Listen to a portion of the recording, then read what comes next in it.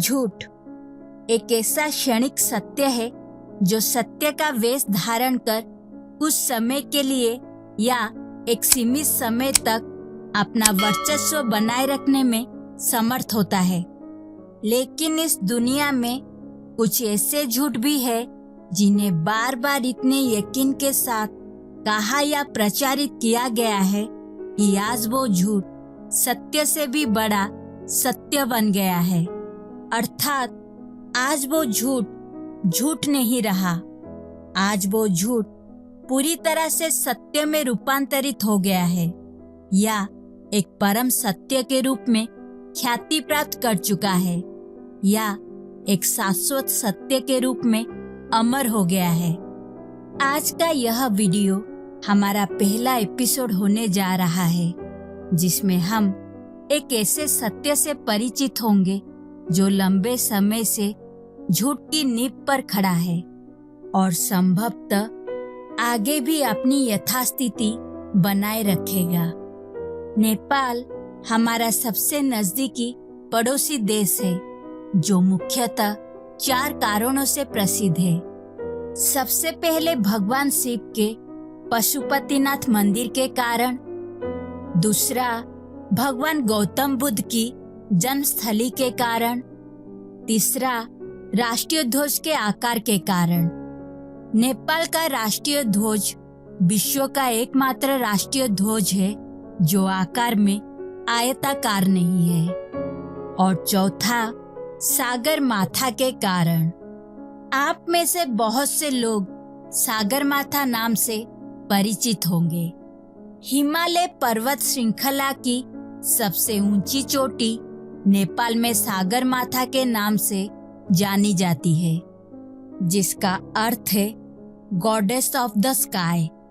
लेकिन भारत और दुनिया के अन्य हिस्सों में लोग हिमालय पर्वत श्रृंखला की इस शिखर को माउंट एवरेस्ट के नाम से जानते हैं। यहाँ विचार करने वाली बात यह है कि जिस पर्वत शिखर को नेपाल में सागर माथा कहा जाता है उसे भारत में एक विदेशी नाम से यानी माउंट एवरेस्ट के नाम से क्यों संबोधित किया जाता है। अब प्रश्न यह उठता है, ये एवरेस्ट कौन था?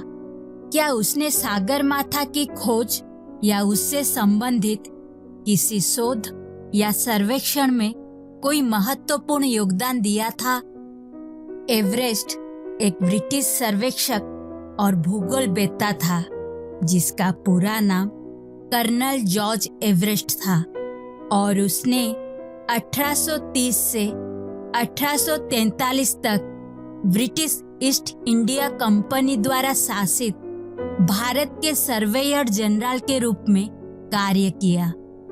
भारत में अपने कार्यकाल के दौरान जॉर्ज एवरेस्ट ने ब्रिटिश ईस्ट इंडिया कंपनी की ओर से भारत में कुछ बड़े और छोटे सर्वेक्षणों का नेतृत्व किया। लेकिन सबसे आश्चर्य की बात यह है कि जॉर्ज एवरेस्ट का हिमालय पर्वत श्रृंखला के उस शिखर से कोई सीधा संबंध नहीं था जो उनके नाम पर रखा गया है।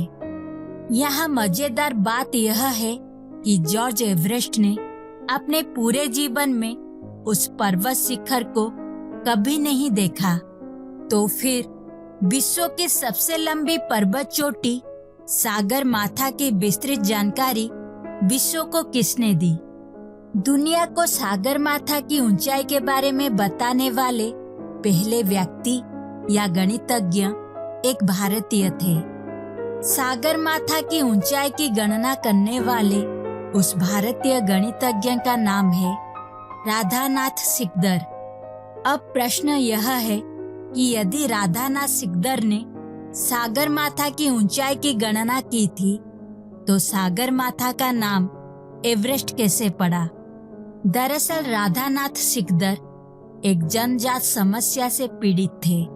केवल राधानाथ सिकदर ही नहीं बल्कि उस समय हर भारतीय उसी जन्मजात समस्या से पीड़ित था और वो समस्या यह थी कि राधानाथ सिकदर और सभी भारतीयों के शरीर मस्तिष्क और पहचान पर ब्रिटिश ईस्ट इंडिया कंपनी नाम के एक विदेशी लुटेरे का प्रभुत्व था, जिसे हम फिरंगी या अंग्रेज के नाम से भी जानते हैं। इसके अलावा अंग्रेजों के अनुसार कोई भी भारतीय उस नस्ल का नहीं था जिसे किसी बात का श्रेय दिया जा सके, क्योंकि अंग्रेजों की नीति थी कि कुत्तों और भारतीयों के साथ समान व्यवहार किया जाना चाहिए या वे दोनों प्राणियों के बीच किसी भी प्रकार के भेदभाव को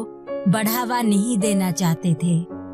इसी कारण अंग्रेजों ने मानव जाति के सबसे निचले नस्ल के एक मानव को उसकी मेहनत का श्रेय देने की बजाय ऊंची नस्ल के एक ऐसे व्यक्ति को श्रेय दिया जिसने अपने संपूर्ण जीवन काल में कभी सागरमाथा को देखा भी नहीं था। 1865 में ब्रिटिश रॉयल ज्योग्राफिकल सोसाइटी ने आधिकारिक तौर पर हिमालय पर्वत श्रृंखला की सबसे ऊंची चोटी को एवरेस्ट का नाम दिया। एवरेस्ट नामक इस झूठ को सच का ताज पहने हुए करीब 157 साल हो चुके हैं और संभवतः यह कुछ और साल अपनी यथास्थिति बनाए रखेगा। इसलिए अब से जब भी आपको भारतीय उपमहाद्वीप में किसी विदेशी नाम से जुड़ी वस्तु, स्मारक, आविष्कार और रचना का परिचय मिले तो उसका सही इतिहास जानने की जरूर कोशिश करें। जय हिंद।